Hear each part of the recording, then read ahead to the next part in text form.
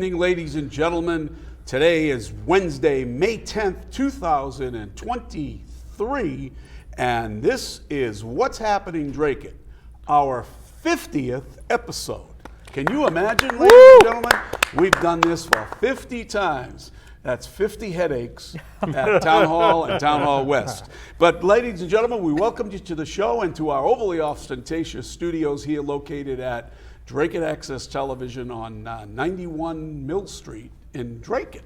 And we are here tonight to give you all of the scoops from behind the scenes, in front of the scenes, what's happened at the Board of Selectmen last night, and what's coming up in the future of Dracut. If you want information about Dracut that you'll get nowhere else, then you want to come to this show because this is where it's coming, right? This is where we're going to have it. Absolutely. And with us tonight, we have a jam-packed schedule, and our whole crew is here tonight. We don't have any special guests, but we have a lot to talk about. We hope that you join us, and you can join us by calling 978-957-4243 to get in on the discussion and talk about what's happening here in town. We are also able to be reached through live streaming on Facebook. We're there right now. If you're watching, you can send us a question or join in with comments, Richard or Phil or myself, and we'll bring it up and talk about what you want to talk about. We'll answer your questions right on the air live. And we also will, you can also join us by going to Dracut Access Television.org or DracutTV.org. Wow, there you go. And you get to see all of what we're doing here and talk with us through that also. Please call in. And Gordy, you set up the YouTube station. So what do we have there? You can go there and get the YouTube, get the show on replay. If you have a smart TV at home and you want to watch it right from your smart TV, just go to YouTube. It's What's Happening Dracut, and you'll see all our previous episodes you can watch and see what we had to talk about in the past episodes. So we also, we'd like you, if you can, to go to our Facebook page, like our Facebook page, and join us. Boost our numbers up. We are also associated with Inside Lowell. Phil writes a column for them on a monthly basis, and I'm doing it similarly, and I'm sure we're going to stir up some mud. And thanks to Teddy Panos and the crew down there at Inside Lowell, we are part of Inside Dracut, and you'll be able to catch this episode on Inside Dracut sometime tomorrow when he uploads the recorded version of our show.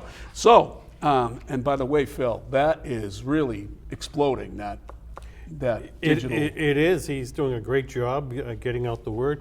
He's up to some 60,000 subscribers to it. I'll bet that's more subscribers than the Lowell Sun. I think so. I think they're under 40,000. Yeah. So we have Phil Thibault in the house, our resident architect extraordinaire. Thank you. How's life treating you? Good. As a matter of fact, I was out in Collinsville section of Dracut. Some people were interested in doing a few things. A lot of zoning issues involved.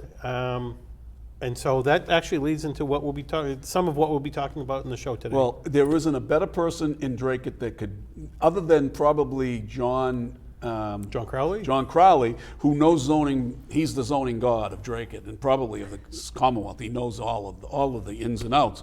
But you are probably right. You're right next to him on that, I'm sure. Thank you. Because you have to be, right? Yep. But John Crowley is supposedly the extraordinary. He's very good at it. Very good at it. So we also have Richard Silvio in the house. Hello, folks. How are you? How are you doing, Richard? I'm doing good. Allergies are kind of kicking my butt a little right now, but I've been hitting the headlines a few times on Inside Lowell. Yep. A few articles down at the Senior Center, and now we have the CPC.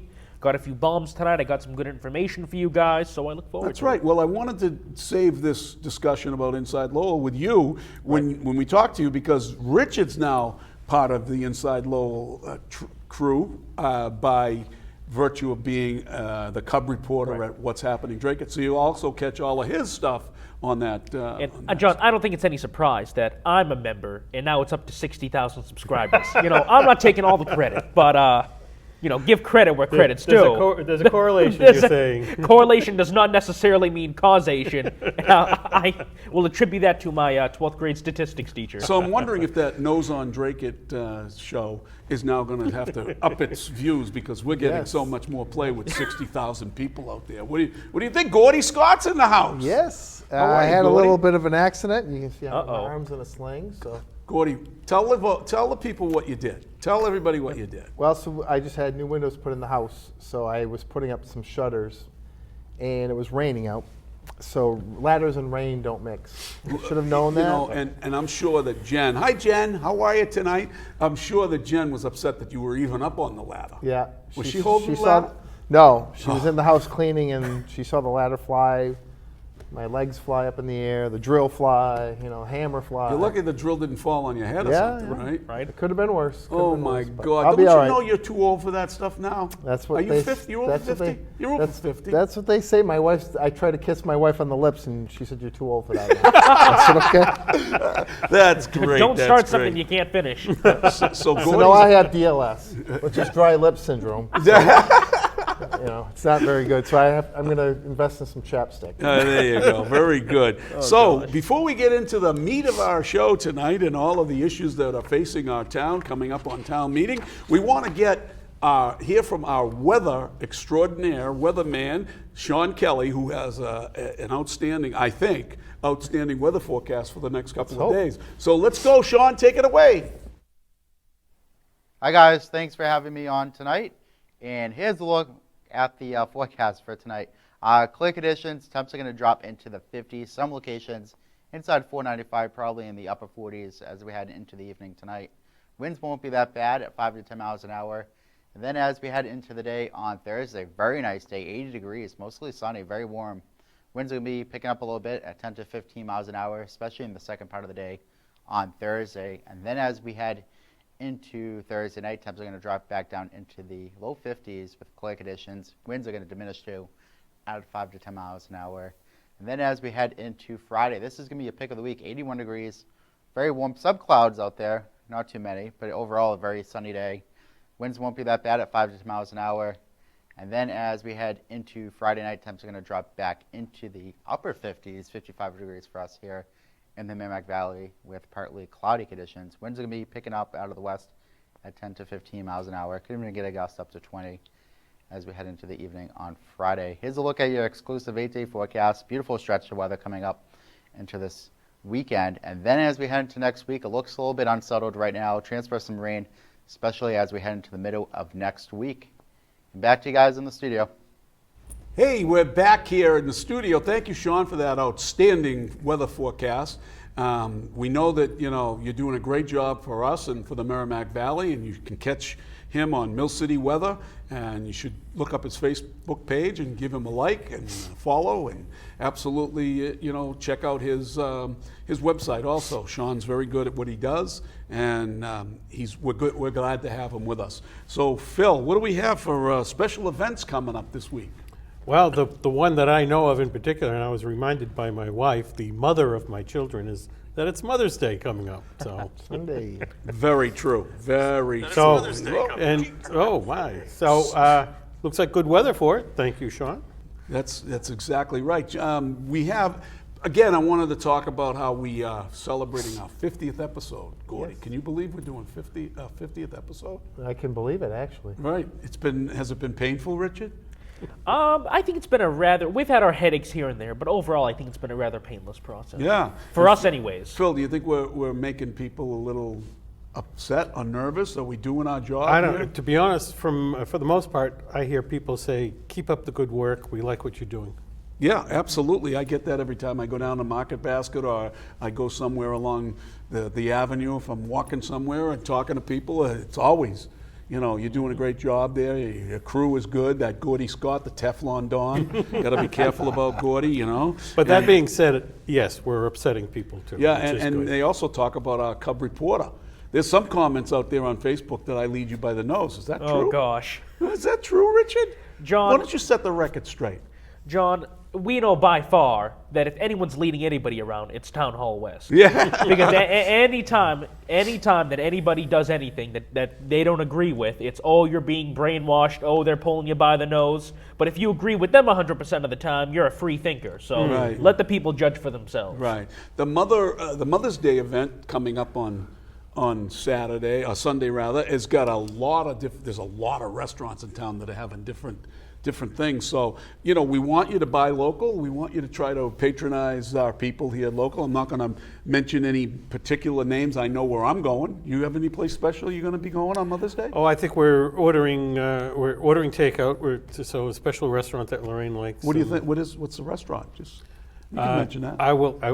Cash and Garden is usually one of our top choices. Love Best that Chinese place. in town. Oh, yeah. How about you, Richard? You going to be spending it at home with the folks and mom and? Most likely going to be at home. We Yeah. might take a ride up to New Hampshire or Will you get a something, but steak or something and put it on the grill? Because I know you're a big steak eater there at home, you and Dad. I'll get a big, beautiful steak, and I'll make a nice homemade cake. Hey, Maybe it won't be a homemade ration. Maybe it won't be a ration cake. Maybe I'll do a normal cake. Gordy, what are you doing for the missus? You know, what are you doing for her? You Well, doing we anything? have a pretty jammed weekend.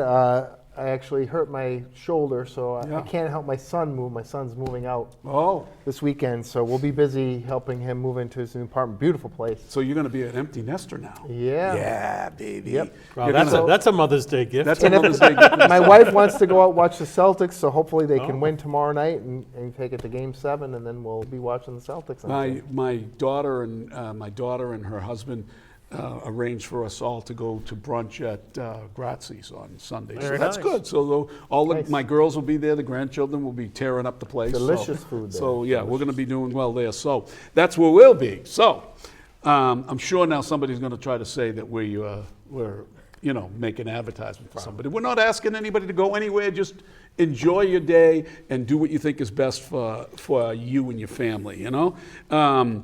Richard, anybody online right now talking, sending us any well wishes or anything? Or Sure, we just- have Angel, of course, chiming in, a very loyal fan of ours, are going off about the charter review. I guess it has a lot of typos in it. Yeah, we're going to discuss that So- as we go along. But We stay have tuned, Angel. very good friend of mine watching. I won't say her name, but she's a smoking hot Polish girl, the cutest Polish girl I know watching. Whoa! Big fan of ours. She knows who she is. Whoa, you got to watch out. We have Sandra Catalano watching. We have Renee Young chiming in. Awesome. Well, Renee won re-election. Congratulations, Yes. Renee. We're going to talk Correct. about your re-election and what have you in a few minutes. And Rob Shepard as well. And Rob Shepard is out there, who we're also going to be mentioning him tonight, Yes. who was a guest with us last week. So let's just dive right in here and get started on some of this stuff that we have.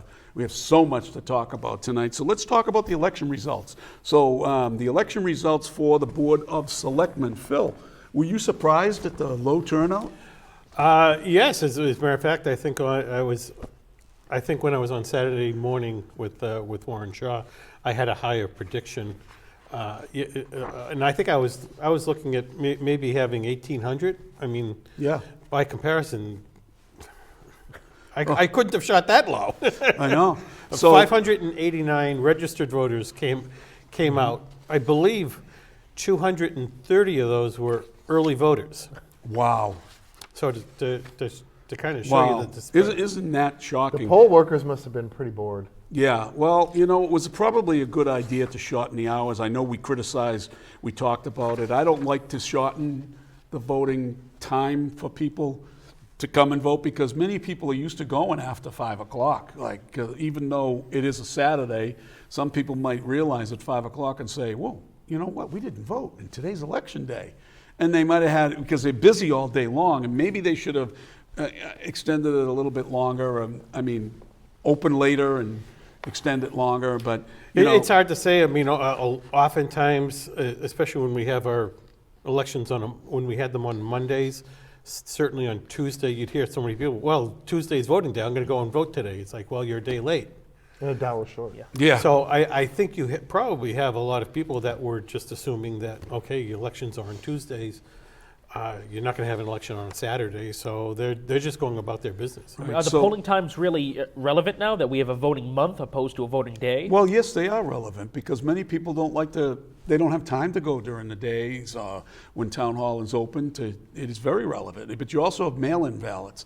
But you know, if you're a conspiracy theorist and you think that elections can be manipulated through those processes, then you worry about that, right? I'm a traditionalist. I would like to have voting day and that's it, and you do it by paper ballots. But I'm old school, and I understand that we have to come up with the times, and I think that, we'll get into it a little bit later, but the Republican Party has got to realize, Gordy, that they now have to use whatever means they have and not let the Democrats just take control of voting by getting their people out in different manners prior to election, whether it's voter harvesting or whatever it is, right? Yeah, I'm a believer that if you think the conspiracy thoughts that, early voting is a manipulation, I would say, what makes you think that they're not manipulating the actual vote on voting day? Correct. I mean, if you're going to carry that conspiracy, carry it all the way. Well, you can, because back in the day, I've never was part of this, so I want to preface that. But back in the day, I know that when there were paper ballots and there were people counters, the counters would put lead underneath their pencil, underneath their nails, and if they came across a blank ballot, they'd just reach over and put an X on that ballot of their choice, right? That's the Kennedy way of doing things back in the day when they used to pay people, go to the bars and pay people to come out, give them a 10 spot and come on and vote for John Kennedy, Right, yeah. whom I loved, by the way, right? We don't have Democrats like that. We earlier reported on our website the day of the election that there were 938 voters, but that's not even true.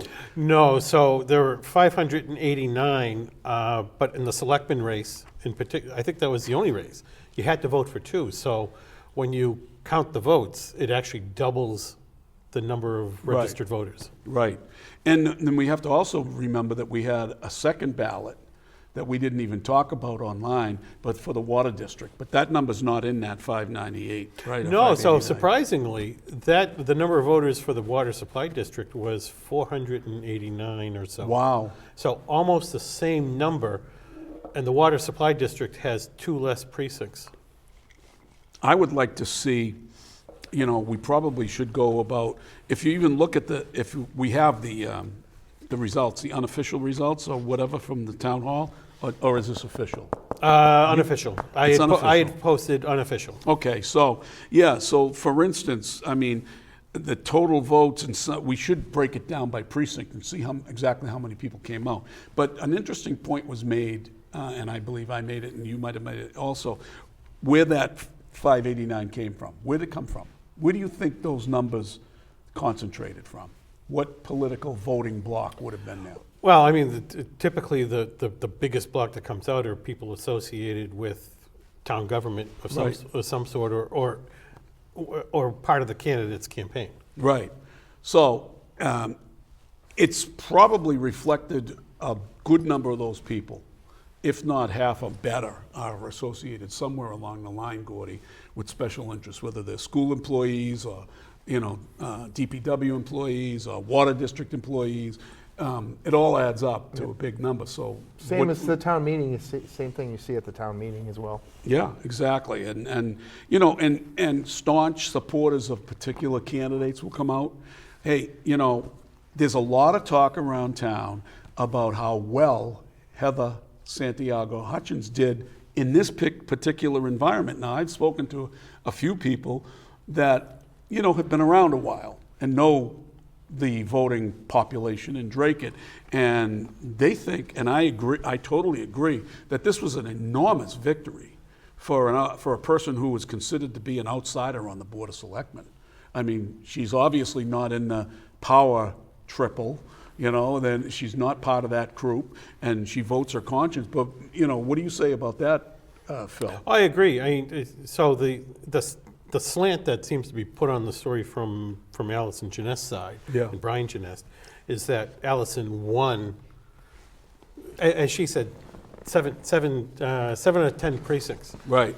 Well, I would say that Heather won 10 out of 10 because she's been elected. Right, also. right. So, I mean, but to make it as a contest between two selectmen who are unopposed, when there's really no contest there. Well, So was she was probably making phone calls as her campaign typically does. Was she telling the people, vote only for me because I'm running against Heather?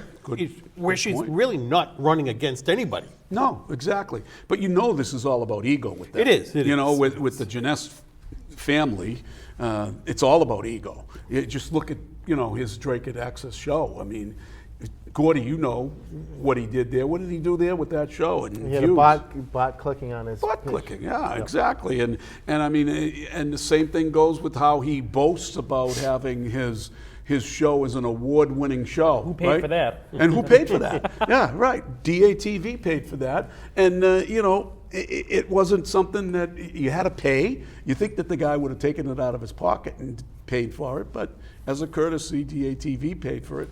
And of course, But there weren't many competitors from this studio because it wasn't brought up to nobody any other nobody show, else as we knew know. about it. Right. So, but that's no fault of DATV at all. I'm not placing any blame on DATV at all. I mean, it's not something that has been done in the past, and we hope that it doesn't happen again in the future. That everybody has the equal opportunity. But the bottom line is that it's a bought award. I mean, come on, and you didn't even pay for it. You know what I mean? But Just to get back on to the election. right. There was one person who essentially topped the ticket of everything. Okay, who was that? Blanks? No. The library trustee. Linda? Linda. Truville? Linda Truville. Where is that? Yeah. She garnered over 500 votes. 533 votes. Wow. I would say that's a ticket That, topper. that is really a topper, as opposed to getting just 447 votes, where that's what Ms. Yeah, Janess is yeah. boasting about doing. You know what's really abhorrent about the whole thing is how I understand there's not a bigger competitor in the world than me. I mean, everything's a competition to me. I want to try to be first in everything I do, but that's okay, right? That's what we want to do. You want to strive in your job, right? Right. You want to make sure you got that big government Type A contract. personality. Yeah. So and we wouldn't be on these shows if we weren't somewhere in the realm of a Type A personality. But to go out in a contest where you're running with a person that's already on the Board of Selectmen with no opposition, and then you got to boast about being top in the ticket by one vote. So Heather got 446 votes. And the amazing thing about that is that the votes that had to vote for Heather were huge because they're all insiders. Most of them are insiders, right?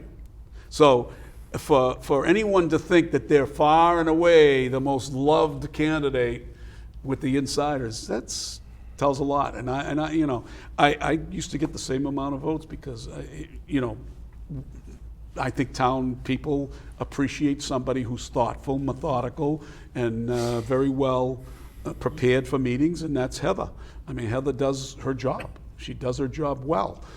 She's just not as boisterous as I am, right? Or she's not as in the forefront. In fact, she was criticized by the chairman during sign holding on that election day, where she was overheard by several people, not just one, several people, and we have this confirmed, that she was disparaging Heather as being a person who, wasn't very confident in herself, and that she's not confident at what she does, and she needs her support group around her to be able to feel.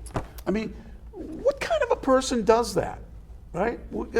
Talk about a AAA personality. I would say somebody who's not confident does that. Right, exactly. And that's what I was going to say. Flat out, layman's terms, a bully. Right. The most insecure people are the loudest people. And it happened that her, one of Heather's daughters was standing there and heard the whole thing. No respect. Why would you do that in front of the kid? What does the kid have to do with it, But besides the fact, that's the type of person they are. That's the type of person they are. They don't do anything unless it benefits them. Just as they never attended town meeting until she decided to run for office, and then she's at town meeting. So it's just amazing. But it was a historic vote, and it was interesting to watch. But there were other votes there. So just to put this all to bed, we went through all of the precincts, right? And there was only 1 or 2 votes separating both of these That's select correct. persons in most of the precincts. And I mean, precinct 1 had 43 people vote off, or, you know, the votes, they got 43 votes out of the 500. So there were a lot of blanks. And you, as you well know, 240-ish blanks, 45 write-ins. which means half the vote, or better than half the vote for each side, Yeah, were bullets. Were bullets or write-ins, right? Bullet votes and write-in votes. You ever wonder why they don't post who the write-ins were? It has to be more than 10. Is that right? I Yes, didn't know that. correct. How do you know that? Actually, so because if you remember back when George was running for the George who? Miliaros was running for the For the moderator? moderators. I had people in my neighborhood write in. I got, I think, 17 votes, and then they have to post me in the book because I had more than 10 write-in votes. Oh. Wow, wow. If it's less than 10, they don't document it. So, let's see here. So, we can talk a little bit about who got the biggest votes, and it's pretty clear. There were 240 write-ins. Oh, no, blanks. And there were 45 write-ins. Yep. So, I mean, I heard wonder I how was many one were of your them. name, Phil. I heard I was one of them. You probably were. Yep. You probably were, you know? Well, if there were some there, thank you. Yeah. They wouldn't write me in unless it was in the obituary. You know, that's where they write Well, me they in. tried that They tried prematurely. that. They tried that, of course, you know. So let's talk about the school committee race. There was no race, but, you know, and that's a credit to Renee, by the way, Yeah. that nobody would. Or is it really a credit that there was no contests in any group? Does that mean something about the apathy that's Well, I think there? in my post when I put the results on, I said, is this the sound of resigned apathy? Yeah, yeah. And I think that might be most of the case. Yeah, I think it's across the nation that's what's happening. And, you know, somebody asked me that they, when somebody knocks on their door and asks for a vote or for a signature or something, and they talk about, they ask the first question out of some of them, are you Democrat or Republican? Right. Do you know that?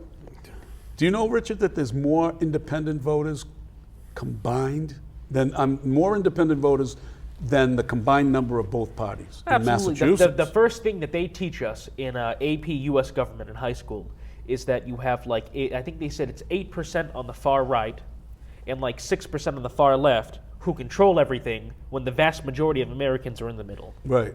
And the media tries to fool you, of course. Right, right. Well, the far right and the far left are really, they're outliers. Really, they're not the ones controlling it. It's the people in the middle that are controlling it in both parties. Well, true, but both the farthest people on the left and the right are the loudest. most- They're the who control loudest. the They media, make the most particularly noise. the left. Absolutely, you're absolutely right. So let's talk a little bit about Renee Young. She was the chairman this past year. Yeah.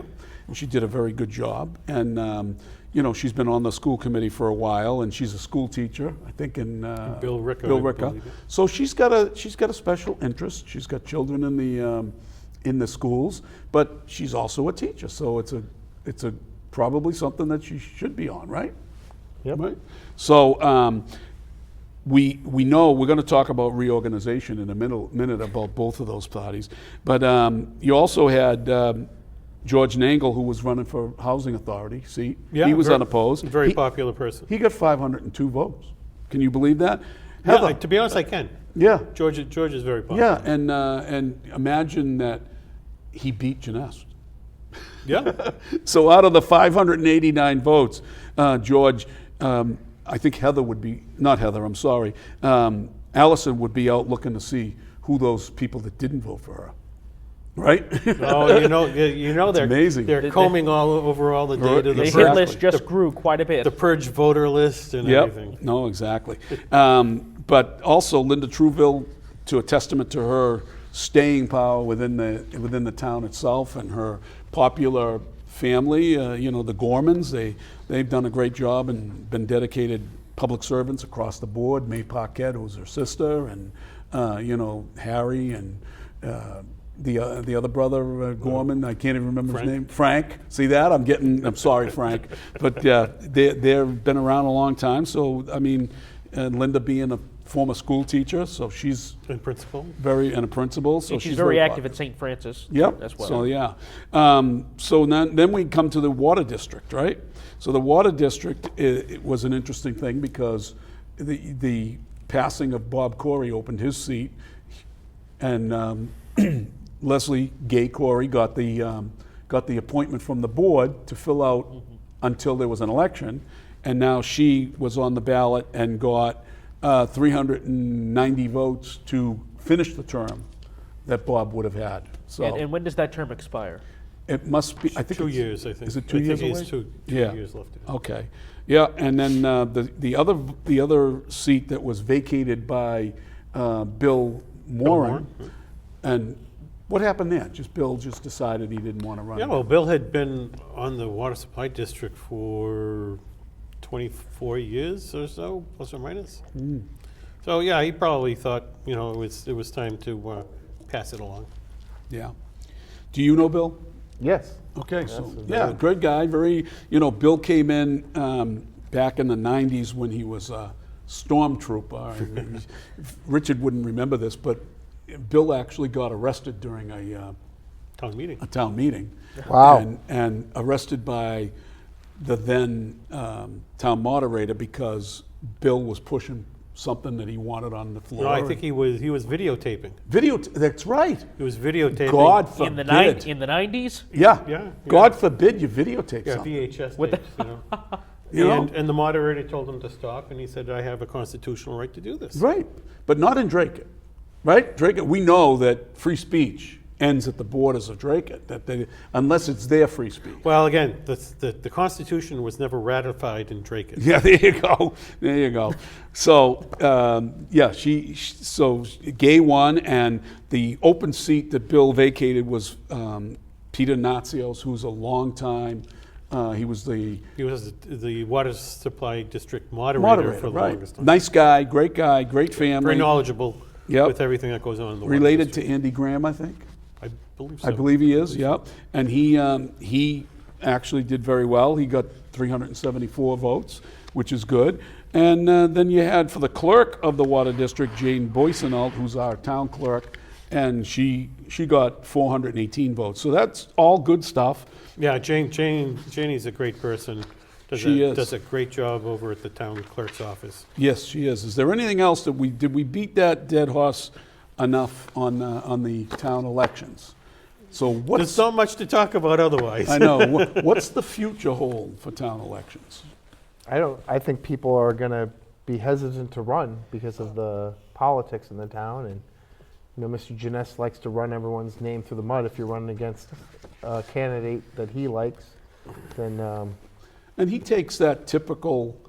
writes typical slanderous right. documents in the papers, and Right. you know. And he also, he wants to accuse you of doing what he's doing, kind of like what the Bidens are doing, which both parties do at some point or another. They accuse each other of doing things, and then they end up, they're really doing it. You know what I mean? Yep. And just like he accuses us with his articles in the We newspaper. attack families, and we Right. attack. And then they say that we're doing that, right? Yep. So, of course, we could be attacking a family because we're talking about Brian Janess, who is the husband of the chairman of the Board of Selectmen. So they could say that, but I don't believe it's attacking. It's just information that we're informing you, the voters of Dracut, what's going on in town.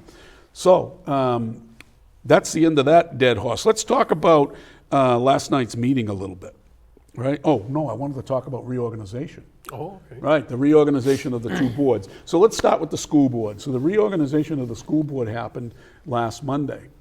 Do you know who the new chairman is? You do don't? not. You don't know? I do not. Why don't you school me? Do you know who the new chairman I is? didn't watch the meeting, no, so I didn't. And do you know? I heard, but I was watching a rerun of the school committee meeting, and the reorganization seems to be absent the tape. Get out. No. So I believe they had an executive session beforehand. Yeah. So did the reorganization happen before the executive Whoa, that's order? very I don't know. interesting. That's It very just- interesting.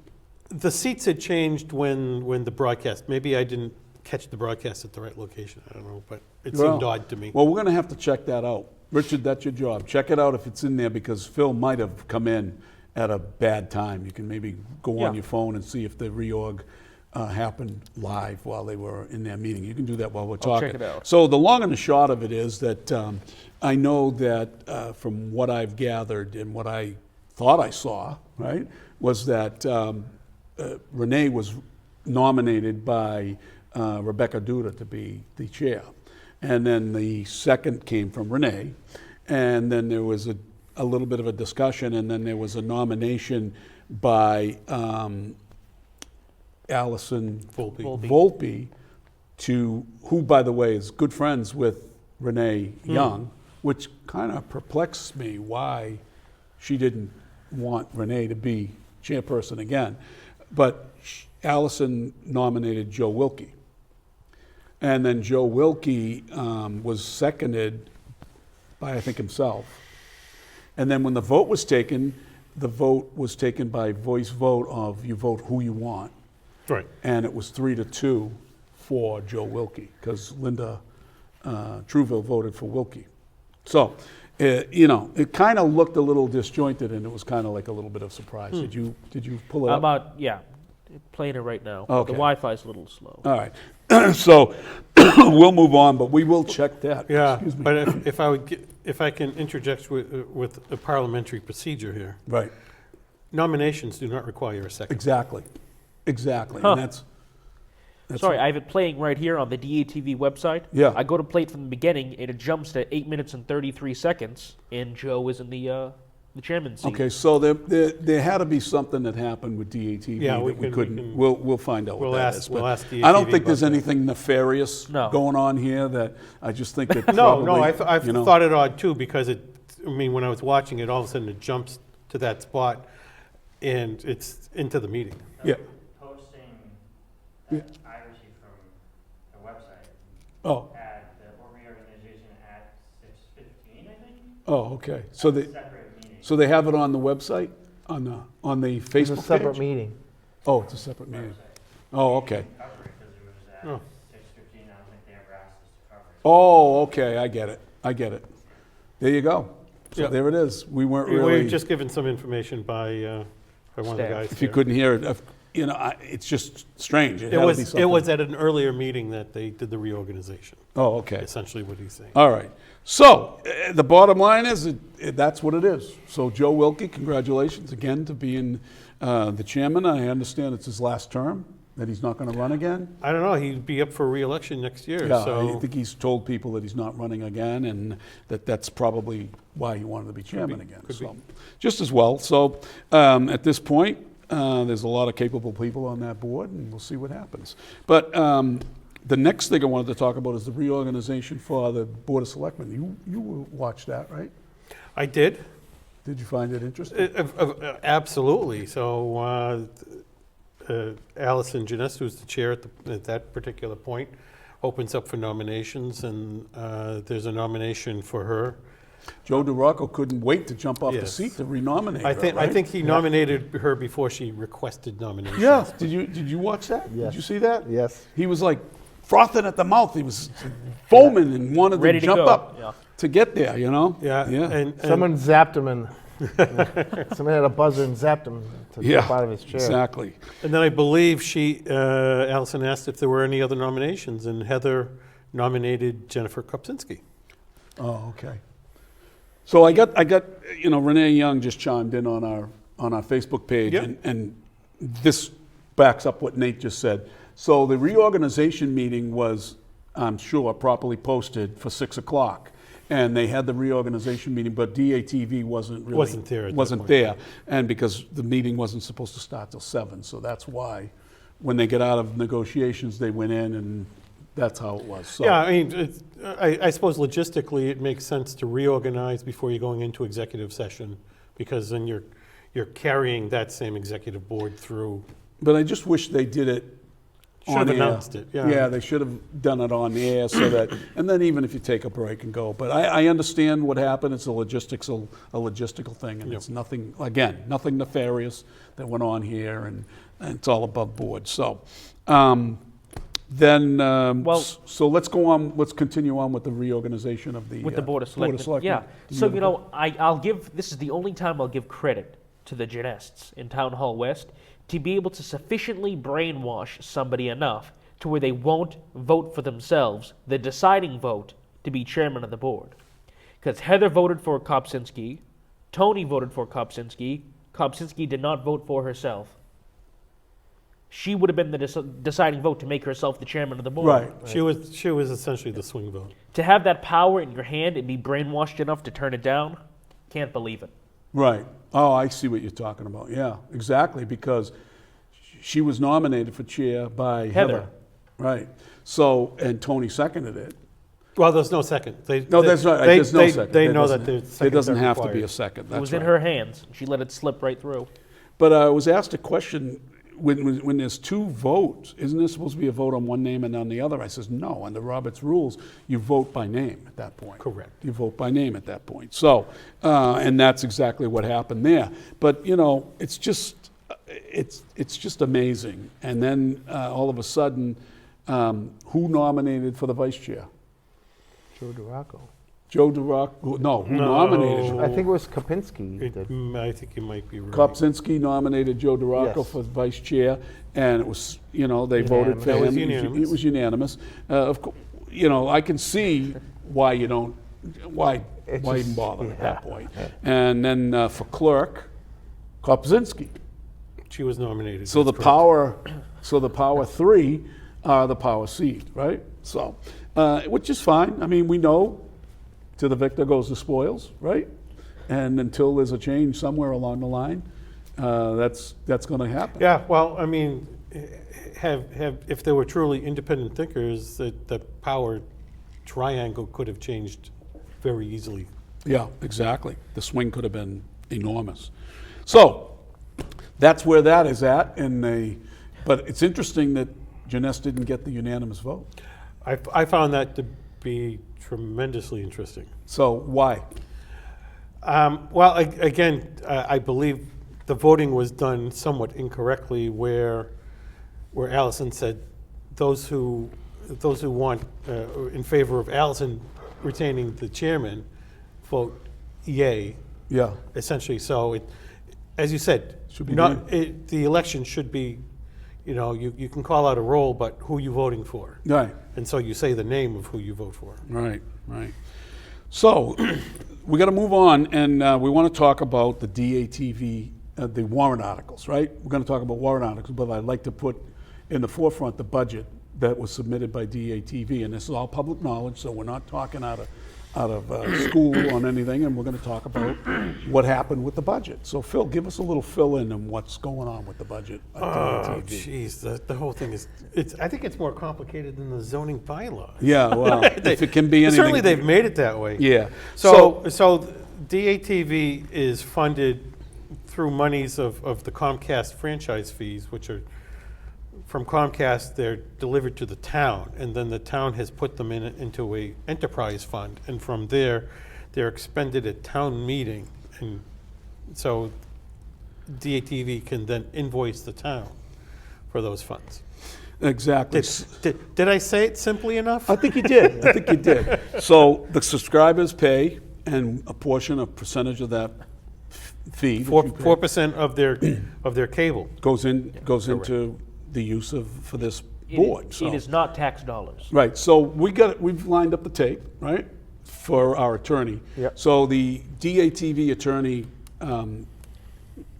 we weren't allowed. DATV was invited to 3 different meetings and told that they were going to talk about our issue, DATV's issue, and that they wouldn't allow us to speak during the meeting. So we had to sign up for community input. So this is our attorney who's given an outline of what we found, why.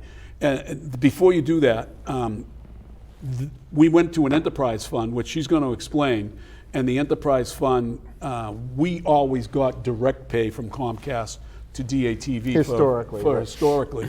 And through that process, we built up a surplus of money, like the town would. They call it free cash, we call it cash reserves, and that cash reserves was built up enough to build out this brand new studio. Yeah, without, but not only all that fees, like as becoming a member of DATV, we Right. pay fees. Right. That money's collected. If anyone Sponsorships, wants yeah. to advertise a show, that money's collected. sponsorships. Sponsorships. Yeah, are bulletin collected. board sponsorships. Yep. And over the 15 years, we've collected a lot of money over that, and Right. we've banked that away.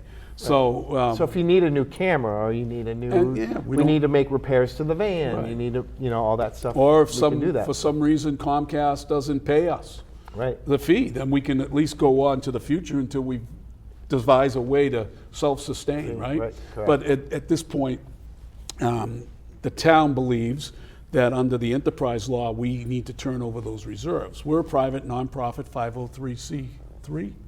501c. Yep. And we and the DATV itself is self-governing. It's not a government agency. But the enterprise fund was established through state legislation for enterprise funds like trash collection, if you have a trash fee, or Sewer and sewer water. and water, and other things like that, right? The wastewater now has, right? Wastewater has an enterprise fund. Oh, the stormwater. Stormwater. Stormwater. Okay, so all of that stuff is a revolving account that the money is regenerated and goes back into the account for the operations, right? So we have pre-existing funds that grew through sound fiscal, management that we, thank you, Phil. It's a Biden moment. Yeah, so through sound Teleprompter's fiscal up there. management, we built up this fund, Right. and it paid for without having a loan. We paid up for this studio without having any kind of loans. So now the town, the manager, and others want to grab that money and put it in the fund, so that we have to go be subservient to the Board of Selectmen, because there is not all of them, but there has been a move to shut down free speech, and it's well documented, and you're going to hear about it now. So let's play that 5-minute piece from our attorney. Evening. Hi. My name's Cheryl Bourbeau. I live in Danvers, but I represent Dracut Access Television, which is, as you all know, in Dracut.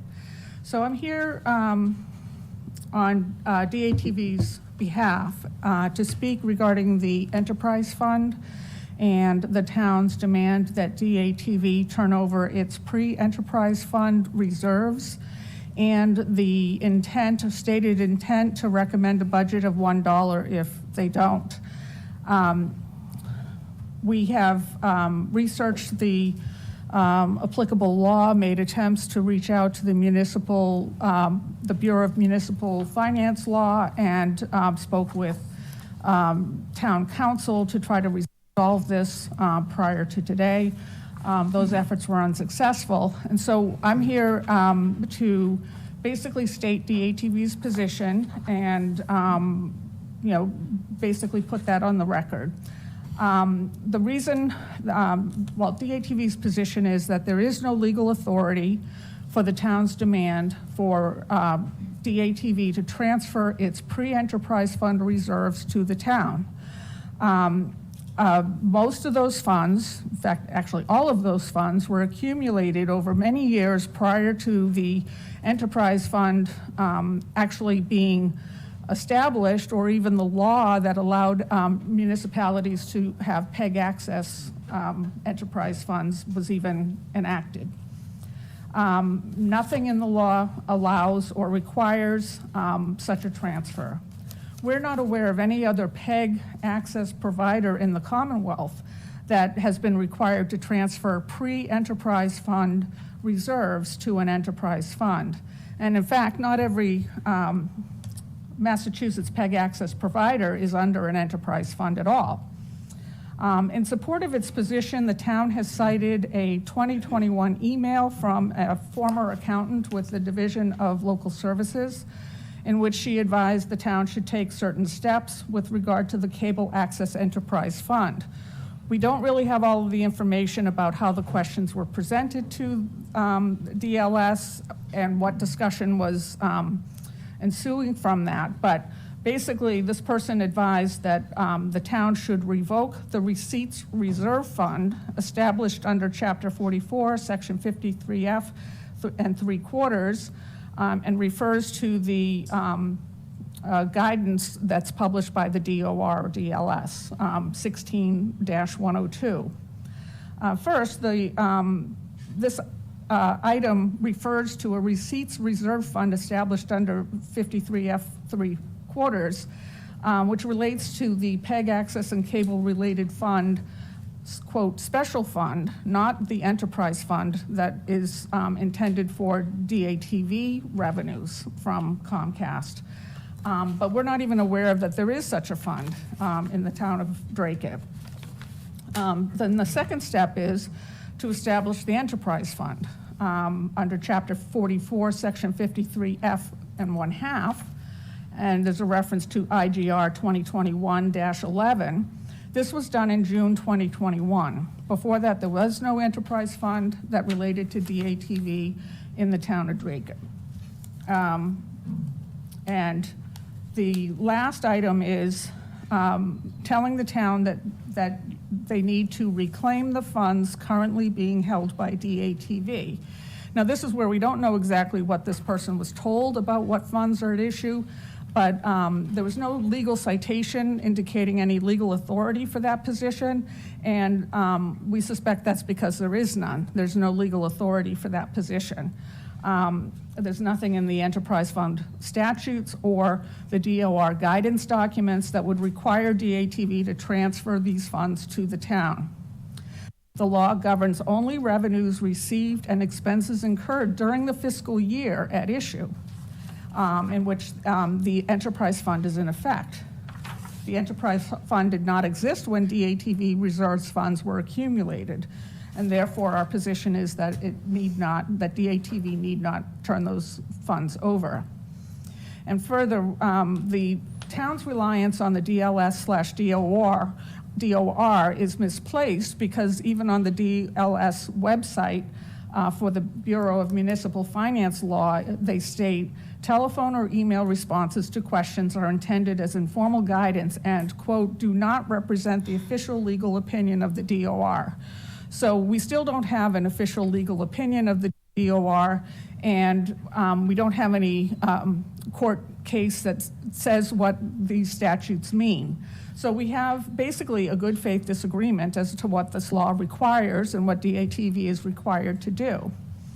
And we suggest that the stated intent to budget only $1 if DATV does not turn these funds over is improper for a number of reasons. Number one, it's a breach of the town's contracts with Comcast, which requires the funds to go to DATV and to be used for operations of DATV.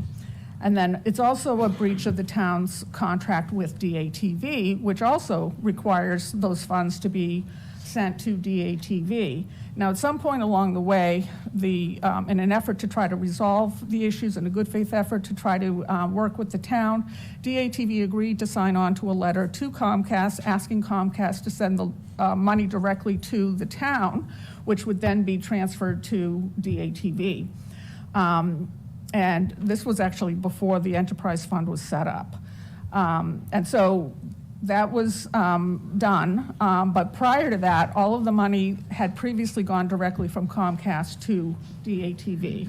Now, it's important to remember that this DATV is not a town department, it's not a government entity, and it's a private nonprofit corporation. And the funds that are at issue here are not tax dollars. They are funds that are collected by Comcast from its subscribers, and a small portion of those funds are then used to fund PEG access.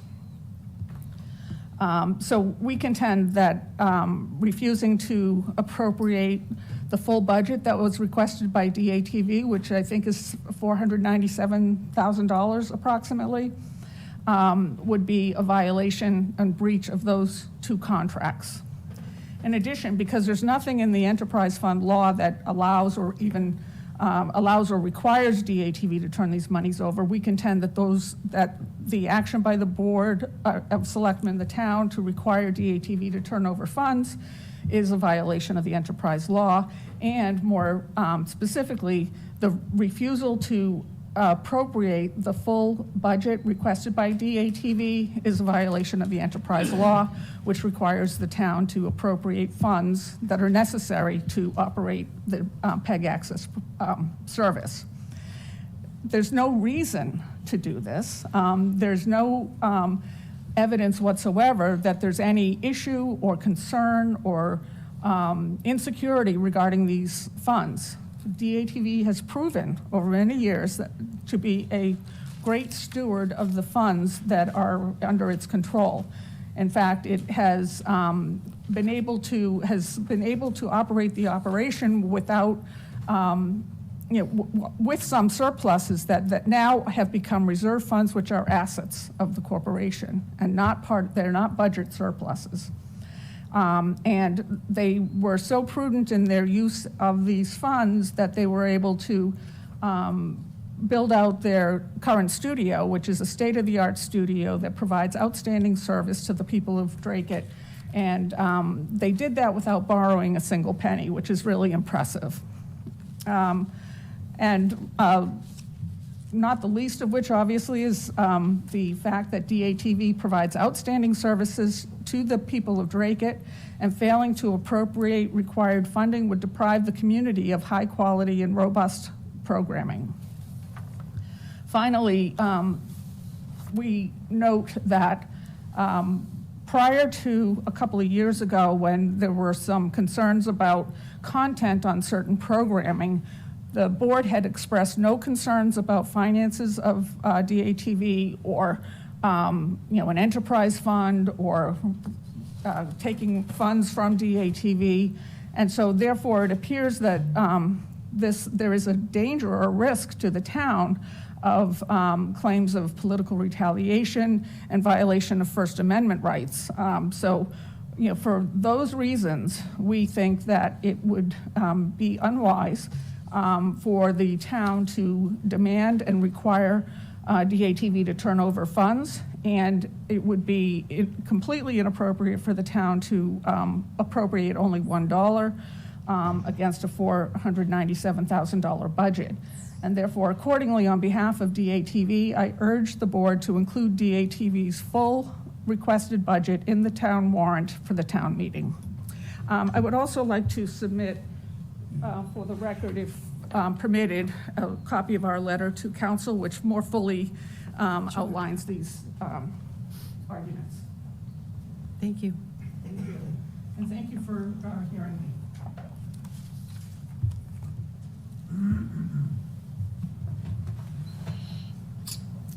John Zimini.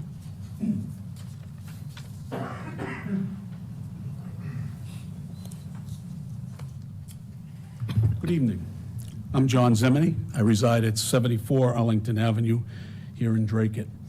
I am the president of DATV's Board of Directors at the current moment, but I am here tonight to speak on behalf of myself and what I believe is an injustice being perpetrated upon Dracut Access Television. I am the last original member of the Dracut Access Corporation's Board of Directors when it was established some nearly 20 years ago. As you know, I am a former selectman here in Dracut, and this is the first time that I have had the opportunity in 9 years to come and speak before you. I have a political history with certain members of this board that date back 20 years. I am asking that you do not allow a powerful member of this Board of Selectmen to exact political revenge upon his enemies while using DATV as a tool to accomplish that revenge. Certain members of this body have demonstrated over the last 9 years that they do not want free speech in Dracut. They want to silence free speech, and they've said it from this forum a number of times. I'm asking that you don't allow this individual to exact his political revenge upon me as a member of the Board of Directors and Tammy Dristolaris, a former selectman, and Philip Thibault. You should not allow anyone to use this forum or any other political forum or elected position to hurt DATV, which is an outstanding organization here in Dracut. And I thank you for your time. Thank you. Paul Chenevier? Okay, so we're back. So a couple of things there. As you can see, it speaks for itself what we said. But a couple interesting things that we're not going to play tonight because it's too long to do it. But the town manager has repeatedly said that we haven't had contact with DAT with the town relative to this fund, and that they've been trying to work with us for 2 years to get these reserve funds back. Is that true? No. In terms of when I say we, I mean DATV. But go ahead. No, so I was president prior to you taking Right. over. During the contract negotiation, there was constant contact between the Right. DATV and the town of Dracut. This issue was not on the table. No, I mean, it had been brought up briefly, and it was agreed upon by everybody associated with both in the town and DATV that these reserve funds were off the table. Right. They would remain in the care and custody of DATV. Right. Now, we also had a meeting with Victor Garofalo, myself, I think you were there, Phil, in the manager's office with the manager, and it was all of us were there, and we were talking about this, and the funds were brought up, and Gary Muse, by the way, Yep. and it's recalled strongly by all present that Ann Vandal said, we're not interested in that. That's not on the table. So for her to continually say that she's been trying to tell us this for 2 years and try to get DATV to turn these things over is just disingenuous at best, right? It's definitely political payback. Right. And I actually have proof because very similar to what happened with Dracut Access TV, I was the president of Dracut Basketball Association. Mm-hmm. We became a member of the town, so all of the funds used to come directly to Dracut Basketball Association. Now they went through the town because we had some issues with gym reservations and things like that. So at the time, anyone that sent a payment into the town to play recreation or travel basketball, Right. the towns went into a fund. I would utilize those funds, and if those funds ran out, which almost every year we didn't have enough funds because we didn't charge enough. So we had to take money out of our reserves to Right. pay back the town because we'd run $300 short. Never once did they ask that our private funds that we did fundraising for, we were a Right. 501c as well. Never once did they ask for those funds. Right. So all those funds have to go in, and it's the same with Dracut baseball, Dracut girls basketball. So if they're going to do that for Dracut Access TV, they're going to have to go against all those. Well, other it's interesting that you foundations. even mentioned the town organizations that don't do it. We know, all of us here at DATV, know that many pegs across the state, if not 80% of the pegs, don't have this kind of a problem at all, and they all have reserves. Yeah, and they typically get a direct payment from Right. Comcast or whatever. Right. It's a supplier in nonprofit there. company, so if a millionaire wanted to come in and said, "Here, Dracut Access, love what you're doing. Here's $1 million." Yeah, they it doesn't could. go to the town. Right. It goes to Dracut Access TV. Right. Now, if something should happen to DATV and they go out of business, what happens to all the assets? Phil? So as far as all the equipment and Right. lighting in the studios, that gets turned over to the town of Dracut or their designated provider. Right, which is the way that it's set up. That's the way the contract reads. And it's in the Comcast contract as well as how that all is. Correct. And it's also in the Comcast contract that no political subdivision or no one associated with the town or anybody, including DATV itself, can control content. Correct. And, it's been well documented that well, let's play it. Do you have you queued up where Joe DeRocco and No, not Tony yet. Chinsky, while you're doing that, where they have an exchange about where this is all coming from, because Joe kind of Whatever. took offense to me and our attorney talking about the the political retribution that's been going on for years, for the past 9 years here, where Joe has called out Gary Muse, who has nothing to do with any politics, saying, I don't understand why Gary Muse is allowing this to go on, right? So let's cue that up. Here we go. We take it, but then we're still getting the money, enough money to cover their budget. So isn't that money always just going to sit there? No, not You still have to necessarily. put that Not money that necessarily. Comcast And sends one of the you. reasons I say that is because the viewership is really declining because of streaming. I don't know what that's going to have, what impact that will have on the budget as a whole. So building the retained earnings, which is where that money will go, will certainly help them with that. And it would be invested. It's not, I just think it's two separate processes. I don't disagree, but the first process hasn't worked, and it's not going to work. So maybe we are going to have to go to Superior Court. Madam Chair? Yes, Selectman Orchinsky. I don't like the language of, holding hostage, political retribution, which I have seen on this board relative to Dracut TV. But, I think Heather's suggestion, the fact of the matter is that the money is coming in to fund their budget for next year, and there is certainly a conflict here between the lawyers on how this should all be done. Of course, we think we're right. Of course, they think that they're right. So why don't we just fund them for this year and get the lawyers together and go to Superior Court and ask for a summary judgment and let the judge decide what the law says. I don't think that you should hold their budget hostage, your words, Ann, because they do such a great job at DATV. We have one of the best cable access television programs anywhere I've seen, and I don't like the language of holding hostage and political retribution. Let's just do what you want to do. Let's pay for their fiscal year coming, and let's take it to Superior Court and ask for a summary judgment. That's what these two lawyers are here for. We're lay people. You're okay not with that. supposed to make legal That's fine. decisions that I don't know enough about. I think that this is definitely a conversation that needs to continue between council. We've invested a lot of time. I don't think this is the forum for this conversation to continue.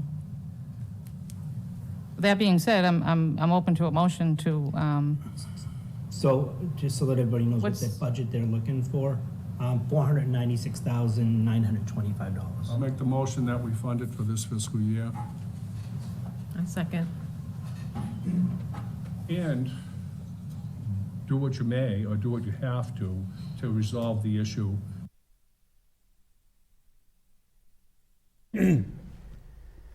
Yeah, we'll go back to that. I wanted to rewind that up to where Joe DeRocco speaks, and that there's an exchange between Tony Archinsky and Joe, and it's a very good one. And It's somewhat explosive. it's somewhat explosive, so we wanted to bring that up.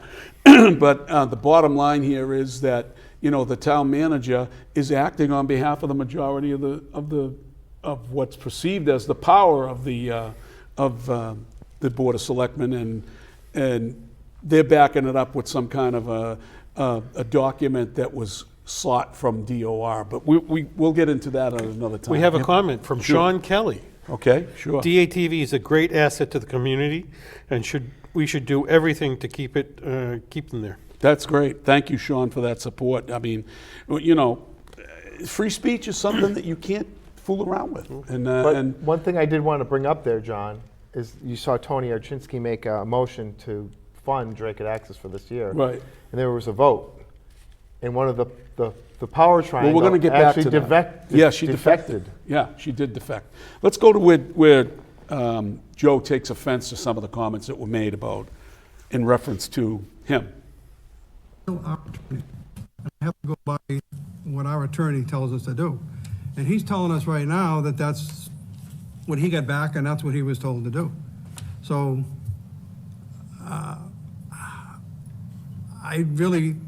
what their attorneys say means nothing to me. I have to go by what my attorney tells me to do. Madam Chair, if I may. Yes, Selectman Kopsinski. I have not read the contract. You got to go back for more. Well, Go back a little bit more, because that's an important part. Yeah, we want to try to get it back to where rewind it, not forward, go backwards. Yeah, backwards from there. And we're trying to get when Joe DeRocco, it's before Heather, because he was the first, obviously the first to speak. He tries to jump into it right away. You know, because he's obviously takes offense to the stuff about political retribution because he's the one. He took the bait. You know, he actually took the bait and talked about it. And, you know, Tony adequately jumped back at him and said, you are the subject of that. And, you know, it's been well documented. If you can't find it, we'll have to. I wish we had queued it up before, but we'll try to queue it up. I think that's at the end. Is that at the end? I thought so too. Right before the vote or after the vote. Oh, okay, so let's go back to the vote then. All right, thank you so much. As I remember. All right. Well, maybe you were right, Phil. I'm sorry, Gordy. Let's try it.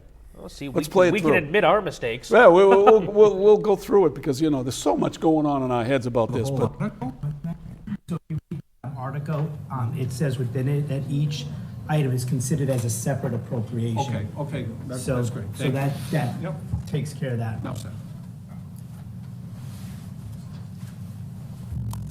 Okay.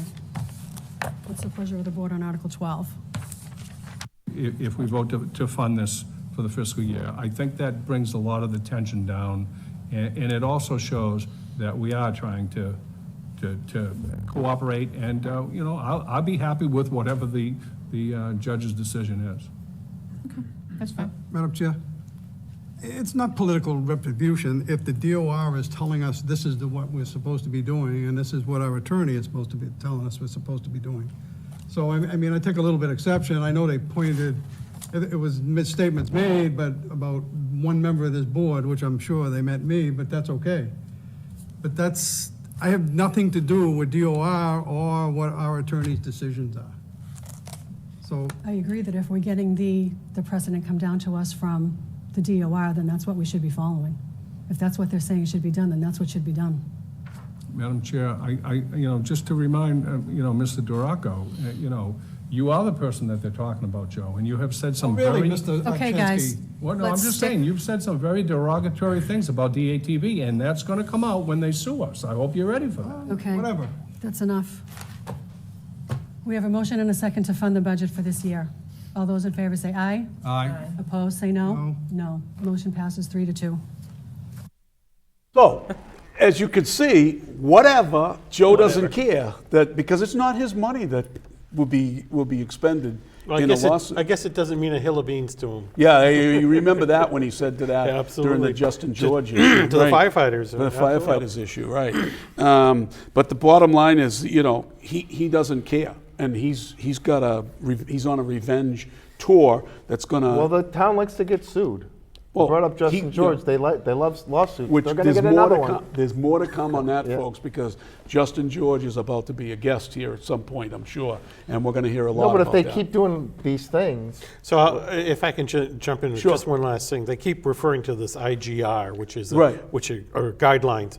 But the guidelines reference a particular section that isn't appropriate to DATV and PEG access. Right. So they're referencing the wrong section of code and wrong section of Mass General Law.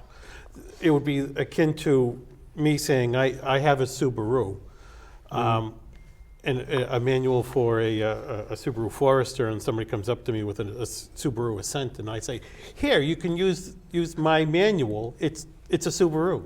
Yep. But it's not the same. but it's the same thing if you work for the town and you have $100,000 in the bank. They say, oh, you have to give us the $100,000 because you now work for the town. Right, We're going to yeah. tell you how. You just have to come to us and tell us when you want to take the money out Yeah, of the bank. trash fee or whatever, Yeah. right, the trash contract or It's, something like that's, that. it's just ridiculous. Yeah, it totally is. It's Overreaching. Yeah. Well, it's government overreach. You're absolutely true. And I wish that the manager would be more honest with how this whole thing has gone down. I think Just- the manager should take any money she has in the savings and put it into the general fund, the cash reserves. Yeah, for the because town. she works. And if she needs to buy a new car, she has to go in front of the Board of Selectmen and say, hey, I need a new car. Do you guys approve me taking this money out? That's right. how freaking ridiculous Well, it is. according to the town charter, is that Tony brought up. Yeah. The She's overpaid. manager's salary is supposed to be between $40,000 and $50,000. So Right. she should take the remainder of her salary and put that into So a, the one thing an enterprise fund. the one thing to remember that attorney for DATV pointed out, Cheryl Bourbeau, she pointed out that right on the website of the DOR and DLS, they say that advice sought either by written or phone is not legal advice. It's only advisory. Right. And that they shouldn't be taking it as legal. I mean, for Ann Vandal to say that because she's not following this rule that she's perpetuating, that the tax rate may be held up as being set, that's ridiculous. This is non-taxpayer. Non-taxpayer It's money. non-taxpayer money. It's so ridiculous. But I think we've beaten this horse for now enough, and I'd like to move on to the next subject, and we'll quickly go over some of the other things that are on our agenda. Phil, you have one relative to a little bit about the town charter. So not town charter. Town meeting. Town meeting. Town meeting is coming up June 5th. And there are 45 articles. Yeah. 16 of which deal with zoning and zoning bylaws. And if you watched the selectmen meeting and try to get through those... The marathon. 16 articles, it comes off very complicated. If somebody's having trouble sleeping at night, you try to take melatonin. All I do is I suggest you watch the Board of Selectmen meeting last night when they talk about zoning. Just talk about zoning. Yeah. You want to fall asleep, listen to Phil talk about zoning. You'll fall asleep because it's no indifference to your speaking ability. Well, thank you. I think the whole thing is being made more complicated than it necessarily has to be. Some of which is being driven by essentially people not looking at zoning open-mindedly. They're only looking at it from, this is my property, how does rezoning in the whole town affect my property? Yeah. And to be honest, the question the answer for 97% of the people is you will never see a change. Yeah. Because the changes really don't affect the average. And they were getting stuck on those two properties up in the northeast of that's a great example. It would have turned into it's like 12 acres of land. Like how many houses can you? So that's 12 acres out of land in an area of well over 500 acres, and now they're worried about building houses. Somebody could essentially subdivide and get another 10 houses in this area. I think they fit the definition of a Puritan to the fullest extent. Yeah. They're afraid that somebody somewhere is going to be having fun. Yeah, exactly. I don't know what Angel's talking about. Can you try to research that? Yeah, I think she's mentioning going back to the typos. She mentioned. We'll talk about the charter. We'll talk about that in a second. Yeah, I mean, so my suggestion would be that you defer them all because Phil, didn't you make a suggestion? So when the whole process started, and this was well over a year ago, I had appeared in front of the Board of Selectmen saying that I viewed the process as being somewhat flawed, that it was only members of sitting committees that were permitted to be on the board, and that they had no members of the general public, and they were having no visioning sessions. Right. So, I mean, they were essentially excluding the public from the whole process. And now the biggest concern is, well, the public is just hearing about this. Right. So that'll be good to see. They should put it off to November and have those visioning sessions. I mean, essentially, I think they're going to. That's essentially what they're going to have to do. So let's go to the next subject. It involves the charter, real quick. What's the story with the charter where Ann Vandal says that she's not sure? Well, she's saying that there's nothing wrong with it. Why are we even, wasting our money on this? Yeah, when everything has changed over 40 years. Right. So I mean, she doesn't want things to change. So why look at the charter, even though the charter requires us to look at it doesn't every say 10 may, years? It says shall. Every 10, Tony at least every 10 output years. So yeah. So the vote by the way, well, let's talk now. Let's switch right over to the Bruce Cody issue. Yeah, so, it came breaking news to us. We broke the news Yeah. live that Bruce Cody was ousted as chairman on the Community Preservation Committee. Right. It is. And it has been replaced by Rob Shepard. Right. So give us the background on that. Sure. So really, if you want to know how this all started, you have to go back to March. And what happened in March is, I have my notes here, Bruce Cody filed an open meeting violation against the Historical Commission. I guess what had happened is on the agenda, they said that they were going to speak about Beaverbrook Farm, and what ended up happening is they decided to write a letter to the state to put it on the historical registration, register for historical buildings. And for whatever reason, Bruce thought that that did not meet the agenda requirements, and he filed an open meeting violation. I guess right after that, according to anonymous sources, to What's Happening Dracut, Dan Martin on the Friends of the Beaverbrook Farm Committee, which Bruce Cody is a member of, filed a motion to remove Bruce altogether from the Friends of the Beaverbrook Farm. Now, mind you, Friends of the Beaverbrook Farm is not a town organization. They simply work with the town.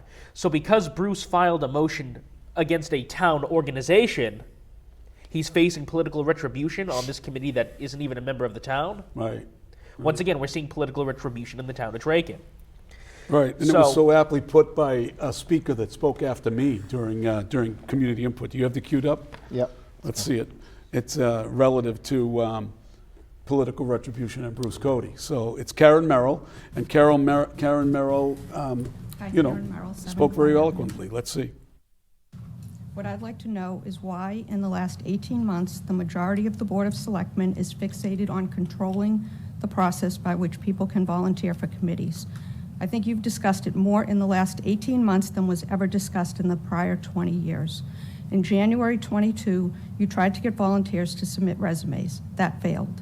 In September 22, you made 2 sections for your bylaws and approved them. Now the reappointment process is on the agenda again. I'd like to know why. I suspect it's because Bruce Cody, a dedicated and passionate volunteer, has requested reappointment to the CPC, and someone doesn't want this to happen. Why? Is it because Mr. Cody filed an open meeting law violation against the Historical Commission? So what? He has every right as a citizen of this town to question a process. He didn't submit the complaint because of a personal vendetta, and it should not be taken as such. If Mr. Cody isn't reappointed because of this, it certainly sounds like retribution against him for exercising his civic rights. I said it in January 22, I'll say it again. Is this the message you want to send to volunteers of the town? And by the way, I fully expect you to come after me next because I question your motives and your tactics. Thank you. Wow. So true. And my wife was texting me during the meeting, and she says, does this sound like a pattern? Because of what they're doing at DATV, they do to people on different town committees. But finish up your story. Mrs. Merrill put it so eloquently. Yeah. So I guess what had happened is in April, late April, after a meeting where they hinted at reorganization coming up in May, Rob Shepard, mind you, who hasn't been on the board very long, he was only appointed by Ann Vandal to the Conservation around the fall, who then appointed him to the CPC, was approached by a few members, according to our sources, and they said that they would like to make him chair. And, you're new to it, but if someone offers you that, why wouldn't you take it? Well, I wouldn't take it if I didn't have the experience to be able to, and the knowledge that a Bruce Cody has. And especially if Rob Shepard thought that Bruce Cody was doing a great job, why wouldn't he just want to continue with Bruce Cody and force the vote? So from what I hear, from the logic that was presented to me, and by the way, I love Bruce. I don't think nobody knows the conservation laws more than he does. Right. But from what I hear on the street, it's that Rob most likely figured that, they're getting rid of Bruce, and we know that there's been a feud between a few members with Bruce on the committee for a long time, so they're going to replace him anyways.